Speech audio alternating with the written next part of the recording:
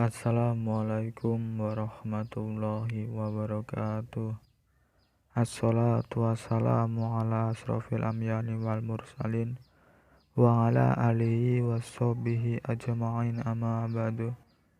Yang terhormat kepada Bapak Dedi Wahyudi MPDI selaku dosen pengampun mata kuliah Akidah Akhlak dan rekan-rekan sekalian yang saya sayangi.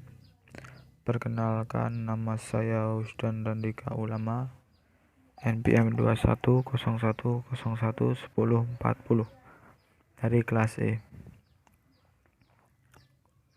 Jadi di sini saya akan mempresentasikan hasil kerja saya yang berjudul tentang cara berakhlak kepada lingkungan dan alam.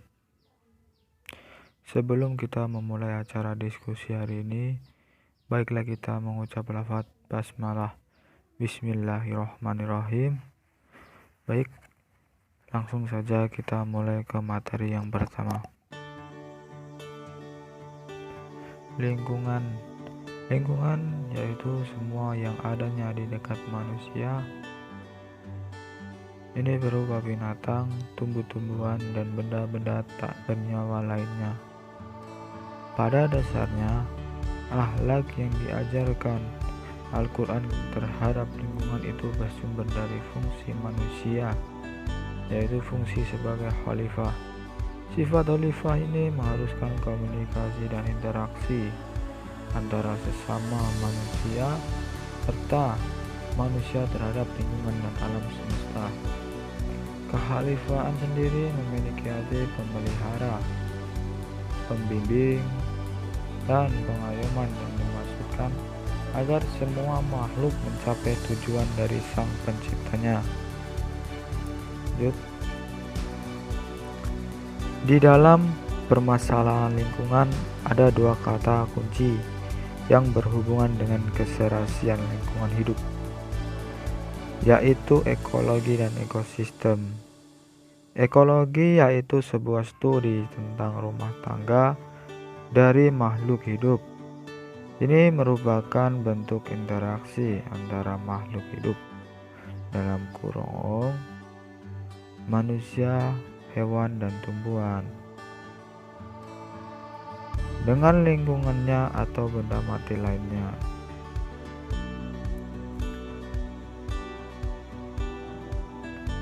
A.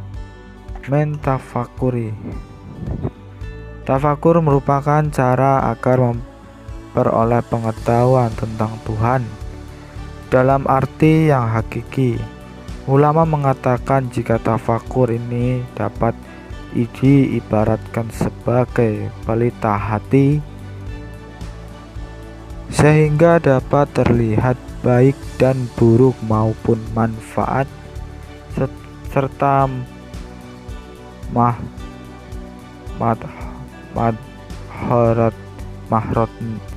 mahrotnya dari segala sesuatu yang ada.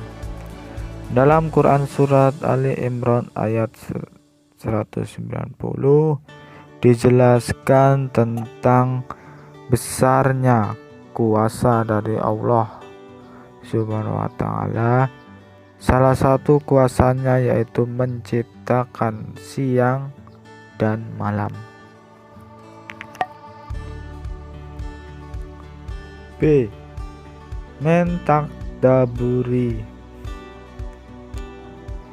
Tadabur alam merupakan sebuah kegiatan mengamati, mempelajari tabiat, dan memaknai tanda-tanda yang diberikan oleh alam.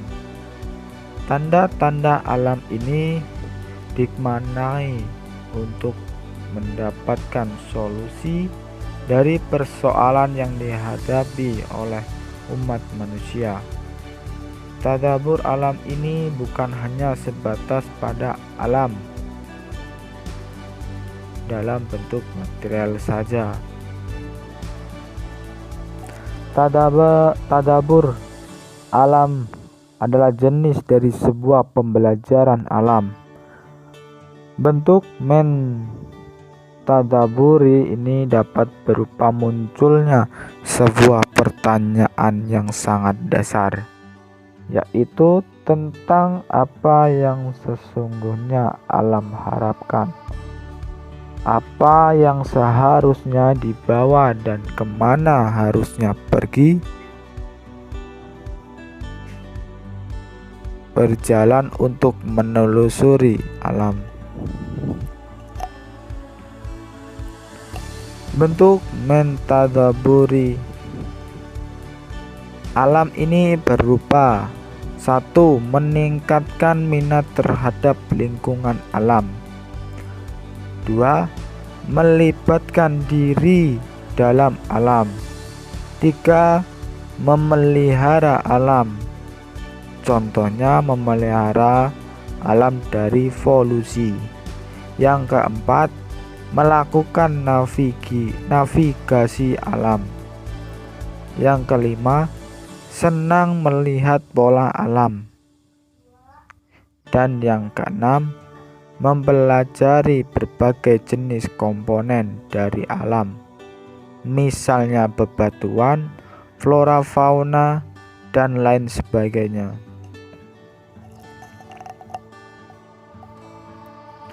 C. Mengelola alam dengan baik.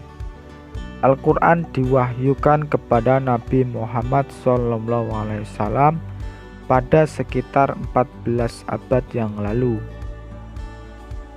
Pada masa lampau ini sudah dijelaskan tentang sebuah daur ulang lingkungan yang sehat melalui angin, awan, air, hewan, tumbuhan, penyerbukan bunga, sampai akhirnya ada buah-buahan, dan semua itu saling terikat satu sama lain dalam kesatuan sebuah ekosistem.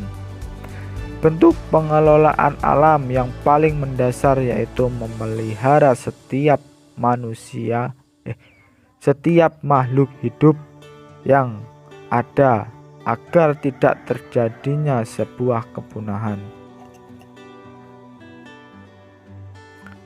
Bentuk pengelolaan alam yang paling mendasar yaitu memelihara setiap makhluk hidup yang ada agar tidak terjadinya sebuah kepunahan. Allah telah menjelaskan dalam Quran surat Ali Imran ayat 190 sampai 191. Dari apa yang telah dijelaskan dalam surat tersebut dijelaskan bahwa manusia diciptakan memiliki akal untuk senantiasa berpikir dan terus mengingat Allah.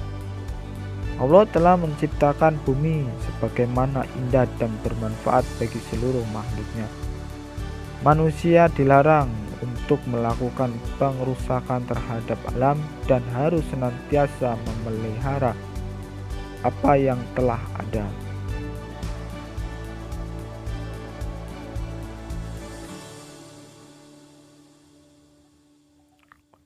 Sebagai manusia yang memiliki sifat kehalifaan, manusia harus mengelola alam dengan balama. Banyak ayat Al-Quran yang berkaitan dengan lingkungan alam, namun dalam pengelolaan alam dengan bijak ada beberapa cara, yaitu 1. Memelihara dan menjaga hewan dari kepunahan. Yang kedua, kewajiban memelihara dan melindungi hewan. Yang ketiga, menanaman pohon dan penghijauan. Yang keempat, menghidupkan lahan mati. Yang kelima, menjaga kebersihan. Yang keenam, udara. Dan yang ketujuh, air. Dan yang terakhir, kedelapan, itu tidak melakukan pengerusakan dan menjaga keseimbangan alam. 1. Memelihara dan menjaga hewan dari kepunahan.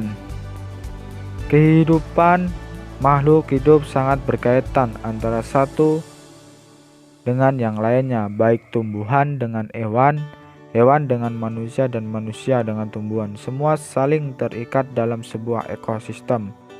Apabila salah satunya mengalami kepunahan, maka akan mempengaruhi yang lainnya. 2. Kewajiban memelihara dan melindungi hewan. Dalam Quran surat Hud ayat 6 dapat diimplementasikan bahwa Allah Subhanahu wa Ta'ala selalu memelihara dan melindungi semua makhluknya, termasuk juga dengan hewan.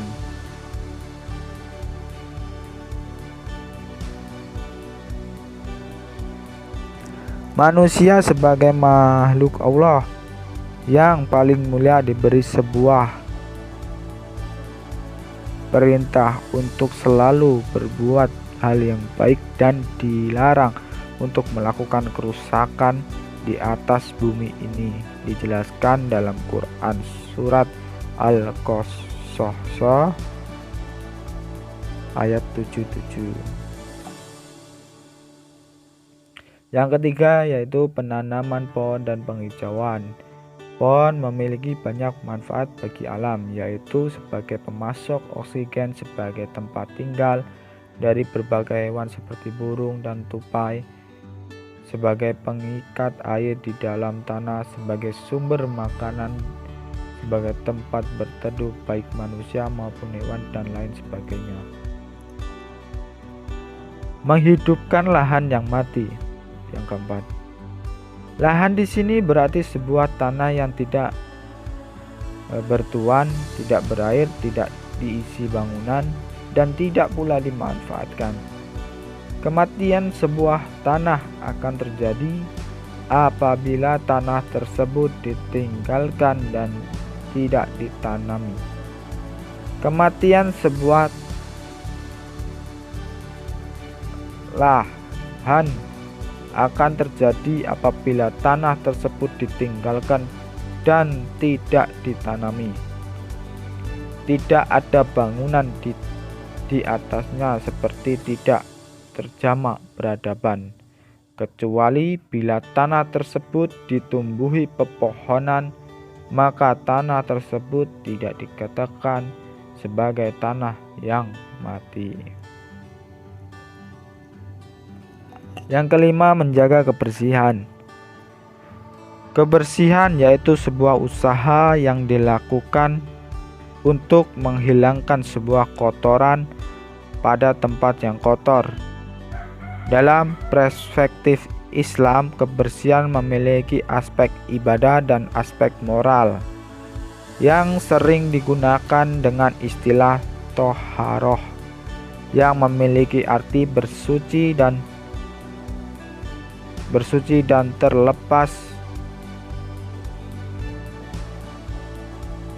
terlepaskan kotoran. Ada dua macam istilah dalam kebersihan, yaitu sebagai berikut. Yang A, nazafah dalam kurung nasif, ala tingkat pertama dalam kebersihan ini berupa sebuah cara membersihkan kotoran secara lahiriah yang biasanya menggunakan air. Yang B, taharah, ini merupakan kebersihan lahiriah dan bathiniah. Yang keenam, udara. Udara merupakan kebutuhan pokok bagi manusia dan seluruh makhluk hidup lainnya. Udara mengandung oksigen yang dibutuhkan oleh seluruh makhluk hidup untuk bernapas. Secara dasar, jika udara tidak ada, maka kehidupan juga tidak ada. Yang ketujuh itu air. Air merupakan sebuah daya alam yang terpenting dalam kehidupan manusia. Selain berfungsi sebagai sumber minum, air juga digunakan sebagai sarana penyucian untuk menghadap Allah. Air sangat dibutuhkan dalam saran berwudu maupun mandi. Dan yang terakhir, kedelapan, tidak melakukan pengerusakan dan menjaga keseimbangan alam. Yang terpenting dari semuanya yaitu tidak melakukan pengerusakan terhadap alam. Prinsip yang harus senantiasa dilakukan oleh manusia yaitu bersifat adil dan moderat dalam konteks keseimbangan. Baik, itu tadi presentasi dari saya. Kurang lebihnya saya mohon maaf. Saya akhiri. Wassalamualaikum warahmatullahi wabarakatuh.